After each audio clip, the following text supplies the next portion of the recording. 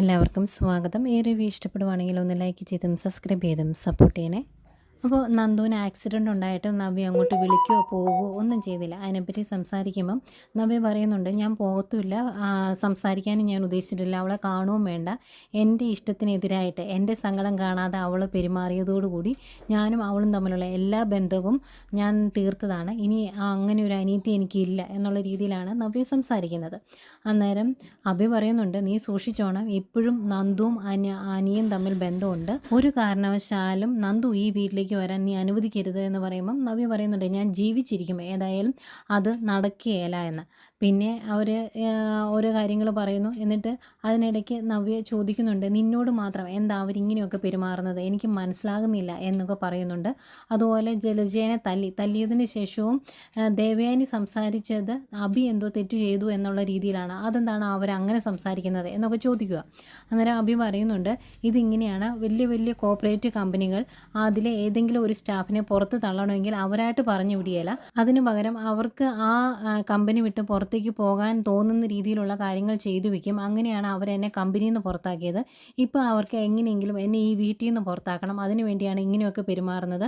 അതുകൊണ്ട് ഇനിയിപ്പോൾ അമ്മായിയോ അതുപോലെ നയനയോ എന്തെങ്കിലും സംസാരിച്ചുകൊണ്ട് വന്നാലും നിങ്ങൾ അവരോട് തർക്കിക്കാനൊന്നും നിൽക്കണ്ട, ഈ രീതിയിൽ അവരുടെ മുമ്പിൽ നിന്ന് സംസാരിക്കുകയൊന്നും ചെയ്യരുത് എന്നൊക്കെ പറയുക.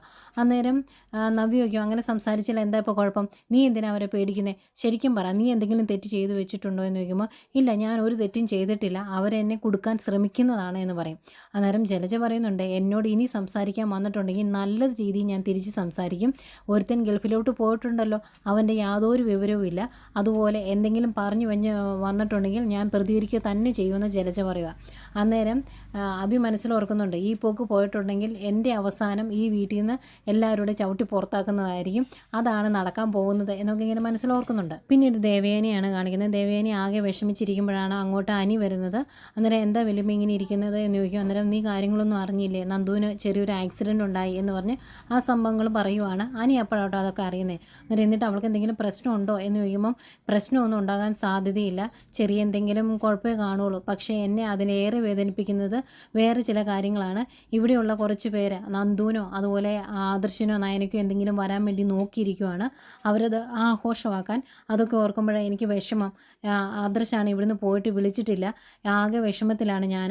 അതുപോലെ നയനയാണെങ്കിലും ആദർശ് ഫോൺ വിളിക്കുകയൊന്നും ചെയ്യാത്തതിൻ്റെ വിഷമത്തിലാണ്.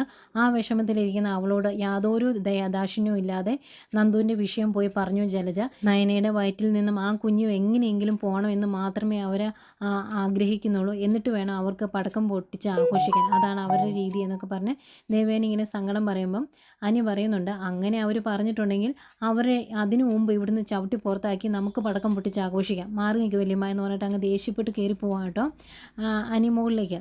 ഈ സമയം അഭി ഫോൺ എടുത്ത് എടുക്കുന്നൊക്കെ ഉണ്ട്, കാരണം അങ്ങ് ഗൾഫിൽ നടക്കുന്ന കാര്യങ്ങൾ അറിയണ്ടേ, എന്നിട്ട് ഇവർ സങ്കടപ്പെടുന്നൊക്കെ ഒന്ന് കാണണമല്ലോ, അതിൻ്റെ ഒരു ആകാംക്ഷയോടെ ഇടയ്ക്കിടയ്ക്ക് ഫോൺ വിളിച്ച് നോക്കുന്നൊക്കെ ഉണ്ട്.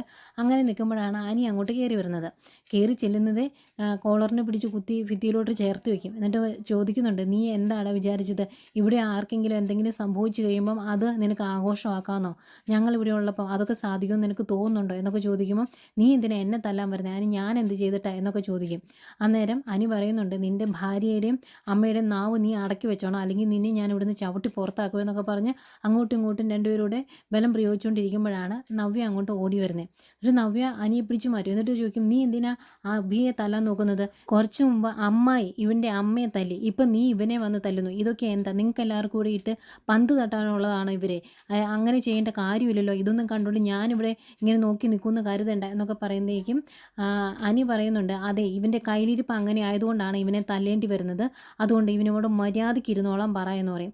അന്നേരം അഭിയെ നീ തല്ലിയിട്ടുണ്ടെങ്കിൽ അഭി അല്പം നോക്കി നിൽക്കുമായിരിക്കും, ഞാനത് ചെയ്യുകയില്ല എന്ന് പറയുമ്പോൾ, ഏട്ടത്തി എന്നെ എന്ത് വേണമെങ്കിലും ചെയ്തു, എനിക്ക് കുഴപ്പമൊന്നുമില്ല, പക്ഷേ ഇവൻ എൻ്റെ നേരെ കൈ ഉയർത്തിയിട്ടുണ്ടെങ്കിൽ ആ കൈ ഞാൻ തല്ലി ഒടിക്കും, ഞാനിവിടെ നിന്ന് എന്തൊക്കെ പറഞ്ഞാലും അവനെ അവിടെ നിൽക്കുമല്ലാണ്ട് ഒരക്ഷരം തിരിച്ച് പറയുകയില്ല, അവന് തിരിച്ച് പറയാൻ പറ്റിയല്ല, അതുകൊണ്ടായെന്ന് പറയുമ്പോൾ, നീയൊക്കെ എല്ലാവരോടും കൂടി അഭിയുടെ തലയിലേക്ക് കയറിക്കോ, തെറ്റിൽ മുങ്ങി നിൽക്കുന്ന ഒരാളാണ് നിൻ്റെ ഏട്ടൻ. ആ ഏട്ടനെ പറയാൻ നിനക്കൊന്നും പറ്റിയല്ലോ എന്ന് പറയുമ്പം, ഇല്ല എൻ്റെ ഏട്ടനെ പറയേണ്ട കാര്യമില്ല. കാരണം എൻ്റെ ഏട്ടൻ ആ രീതിയിലുള്ള തെറ്റൊന്നും ചെയ്തിട്ടില്ല. തെറ്റ് മുഴുവൻ ചെയ്തിട്ട് നിൽക്കുന്നത് ഇവനാണ്. അതുകൊണ്ട് എന്തെങ്കിലും പറയുന്നുണ്ടെങ്കിൽ ഇവനോട് പറഞ്ഞാൽ മതി. എൻ്റെ ഏട്ടനെ നൊന്തിട്ടുണ്ടെങ്കിൽ എനിക്ക് നോവും. അങ്ങനെ നൊന്തിട്ടുണ്ടെങ്കിൽ അതിലേറെ ഞാൻ ഇവന് നോവിക്കും. ആ നോവലിൻ്റെ ഇരട്ടിയായിരിക്കും ഏട്ടത്തിക്ക്. അതുകൊണ്ട് ആ ഒരു അവസ്ഥയിലേക്ക് കാര്യങ്ങൾ എത്തിക്കാതെ നോക്കുന്നതാണ് നല്ലതെന്നൊക്കെ പറഞ്ഞിട്ട് ഭയങ്കരമായിട്ട് ദേഷ്യപ്പെട്ടിട്ടാണ് അനി അവിടുന്ന് പോകുന്നത്. ഇങ്ങനെ പോകുമ്പോഴും ഈ സംസാരം ഇവിടെ നിർത്ത്, ഇനി കൂടുതൽ സംസാരിക്കേണ്ട എന്നൊക്കെ പറഞ്ഞ് നവ്യയുടെ വായ അടുപ്പിക്കാനാണ് അഭി നോക്കുന്നത്. അന്നേരം നവ്യ ചോദിക്കുന്നുണ്ട്, നീ എന്തിനാടാ ഇങ്ങനെ പേടിക്കുന്നത്? നീ എന്തെങ്കിലും തെറ്റ് ചെയ്തിട്ടുണ്ടോ? നിനക്ക് പറയാനുള്ളത് നിനക്ക് തിരിച്ച് പറഞ്ഞാൽ എന്താ എന്നൊക്കെ ചോദിക്കുമ്പോൾ, വേണ്ട നവ്യ, കൂടുതൽ സംസാരിക്കേണ്ട എന്നാണ് അഭി പറയുന്നത്. അന്നേരം അനി പറയുന്നുണ്ട്, അവൻ വാ തുറക്കത്തില്ല, തുറന്നിട്ടുണ്ടെങ്കിൽ പിന്നെ അവനെ ഈ വീട്ടിൽ കാണിയില്ല എന്ന് അവനറിയാം എന്നിങ്ങനെ പറയും. അന്നേരം ഇങ്ങനെ സംശയിച്ച് നോക്കുന്നൊക്കെയുണ്ട് നവ്യ, എന്നിട്ടും പൊട്ടിക്കൊന്നും മനസ്സിലാവുന്നില്ല. എന്നാലും ഇത്രയും പറഞ്ഞിട്ട് അഭി അങ്ങോട്ട് പോയി കഴിയുമ്പം, ഇതെന്തിനാണ് നിങ്ങളെല്ലാവരും അങ്ങോട്ടും ഇങ്ങോട്ടും ഇട്ട് തട്ടുന്നത്, എനിക്കിത് മനസ്സിലാകുന്നില്ല എന്ന് നവ്യ അഭിയോട് പറയുമ്പം അഭി പറയുവാണ്, നീ ആ AN ജ്വല്ലറിക്ക് വേണ്ടി പരസ്യം ചെയ്തില്ല, അതിൻ്റെ ദേഷ്യമാണ് അവൻ എന്നോട് തീർക്കുന്നത്. അതിന് പോകരുതെന്ന് പറഞ്ഞതല്ലേ നീ പിന്നെയും പോയി, അതുകൊണ്ട് ആ ദേഷ്യം എന്നോട് തീർക്കുന്നതേ ഉള്ളൂ എന്ന് പറയുമ്പം നവ്യ പറയുന്നുണ്ട്, ഓ ആ ദേഷ്യം കൊണ്ടാണ് അവൻ ഇത്രയൊക്കെ കാണിച്ചത്, എങ്കിൽ ഞാൻ അവർക്ക് വേണ്ടി ഇനിയും പരസ്യം ചെയ്യും. നയനയ്ക്ക് വലിയ ഡിസൈനറാക്കാം, ഞാൻ മോഡലായാലാണോ ഇവനൊക്കെ കുഴപ്പം, എങ്കിൽ ഞാൻ ഇനി അങ്ങനെ തന്നെ മുന്നോട്ട് പോകും. നിന്നെ തളയ്ക്കാൻ ഇവർക്ക് പറ്റുമായിരിക്കും, പക്ഷേ എന്നെ ആരും തളയ്ക്കാൻ നോക്കണ്ട. ഒരാളുടെ മുമ്പിലും ഇനി തോറ്റു കൊടുക്കാൻ ഞാൻ തീരുമാനിച്ചിട്ടില്ല. എന്താ ചെയ്യേണ്ടേ എന്ന് എനിക്ക് അറിയാം എന്ന് പറഞ്ഞ് ഭയങ്കര ദേഷ്യത്തിൽ നിൽക്കുവാണ് നവ്യ. പിന്നെ കാണിക്കുന്ന അനിയാണ്. അനി ആ വീട്ടിൽ നിന്ന് ഇറങ്ങി വന്നതിന് ശേഷം നയനെ വിളിക്കുന്നുണ്ട് നന്ദുവിന് എങ്ങനെയുണ്ട് എന്നറിയാൻ വേണ്ടി.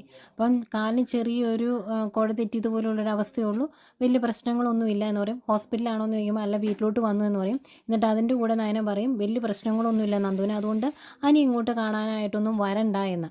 അത്രയും പറഞ്ഞിട്ടാട്ടോ ഫോൺ വയ്ക്കുന്നത്. എനിക്കത് ഭയങ്കര സങ്കടമാവും, ഒറ്റയടിക്ക് അങ്ങോട്ട് കാണാനൊന്നും ചെല്ലരുത് എന്ന് പറഞ്ഞല്ലോ. അതുകൊണ്ട് ആകെ വിഷമമാണ് എനിക്ക്. ഫോൺ വെച്ച് കഴിയുന്നതേ കനക പറയുവാണ്, അതേതായാലും നന്നായി അനിയോട് ഇങ്ങോട്ട് വരണ്ട എന്ന് പറഞ്ഞത്.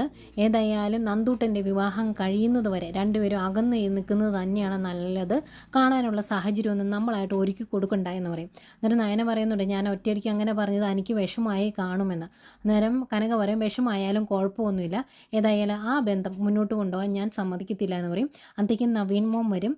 നവീൻ വന്നു കഴിയുമ്പോൾ ഭയങ്കര സന്തോഷത്തോടെ സ്വീകരിക്കുകയും എന്നിട്ട് നവീനും ആകെ ടെൻഷനില്ല, എങ്ങനെയുണ്ട് നന്ദുവിനെ എന്ന് ചോദിക്കുമ്പം കാര്യങ്ങളൊക്കെ പറയും. അങ്ങനെ ഒരു കേസ് ഇങ്ങനെ ഇന്ന് ഉണ്ടായിരുന്നു, അതിൻ്റെ ഭാഗമായിട്ടാണ് ഈ പ്രശ്നങ്ങളെല്ലാം ഉണ്ടായത് എന്ന് പറയുമ്പോൾ, അതെല്ലാം നന്ദു ഞങ്ങളോട് പറഞ്ഞായിരുന്നു എന്ന് പറയും. എന്നാൽ ഞാൻ നന്ദുവിനെ ഒന്ന് കണ്ടോട്ടെ എന്ന് ചോദിക്കും. അതിനെന്താ എന്ന് ചോദിച്ച് നേരെ നന്ദുവിൻ്റെ അടുത്തേക്ക് പറഞ്ഞു വിടുവാണ്.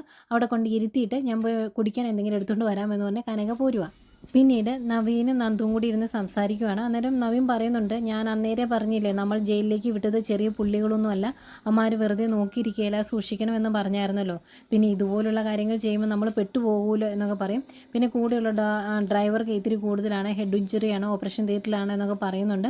അന്നേരം നവീൻ പറയുവാണ്, ഏതായാലും ഈ കേസ് കോടതിയിൽ വന്നിട്ടുണ്ടെങ്കിൽ അവന്മാരെ ഒരു 10 വർഷമെങ്കിലും ജയിലിൽ കിടക്കാവുന്ന രീതിയിൽ ഞാൻ കേസ് ഫ്രെയിം ചെയ്യും, അവന്മാരെ അകത്താക്കും എന്നൊക്കെ ഭയങ്കര വികാരത്തോടെ പറയുന്നുണ്ട് കേട്ടോ.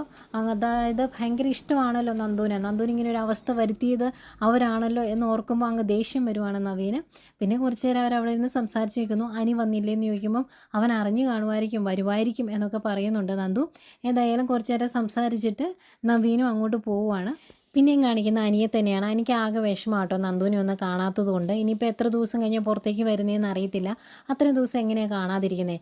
ഇനിയിപ്പോൾ നയനെ കാണാൻ ചെല്ലണ്ട എന്ന് പറഞ്ഞാലും ഒന്ന് പോയി നോക്കാം എന്നോർത്ത് അനി അങ്ങോട്ട് പോരുന്ന സമയത്ത് അവരുടെ വീടിൻ്റെ അങ്ങോട്ട് തിരിയാൻ തുടങ്ങുമ്പോഴാണ് അവിടുന്ന് നവീൻ ഇറങ്ങിപ്പോകുന്നത് കാണുന്നത്. അന്നേരം എനിക്ക് ഭയങ്കര സംശയം, ഇനി അവൻ അവിടെ പോയി സംസാരിച്ചിരിക്കുന്നതിനിടയ്ക്ക് കാര്യങ്ങളൊക്കെ പറഞ്ഞിട്ടുണ്ടെങ്കിൽ, കാരണം നന്ദുവിനെ ഇഷ്ടമാണെന്നുള്ള കാര്യങ്ങളൊക്കെ പറഞ്ഞിട്ടുണ്ടെങ്കിൽ പിന്നെ എനിക്ക് നന്ദുവിനെ ഫേസ് ചെയ്യാൻ പറ്റത്തില്ല.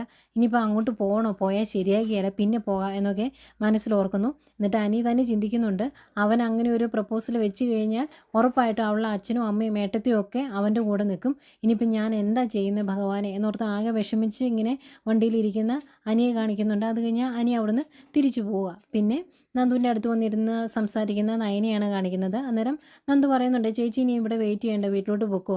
ആദർശേട്ടൻ വിളിക്കാത്തതിൻ്റെ ടെൻഷൻ ചേച്ചിക്കുണ്ടല്ലോ, അത് വലിയ കാര്യമായിട്ട് എടുക്കുകയൊന്നും വേണ്ട. അവിടുത്തെ പ്രശ്നങ്ങളിൽ ചെന്ന് തിരക്കായതുകൊണ്ടായിരിക്കും വിളിക്കാത്തത് എന്നൊക്കെ പറയും. അന്നേരം കനകയും പറയുന്നുണ്ട്, മോളുടെ ശബ്ദം കേൾക്കാതെ ഒരുപാട് നേരമൊന്നും പിടിച്ചു നിൽക്കാൻ പറ്റില്ല ആദർശ് മോനെ, അതുകൊണ്ട് മോൻ വിളിച്ചോളും എന്നൊക്കെ ഇങ്ങനെ പറയുക കേട്ടോ.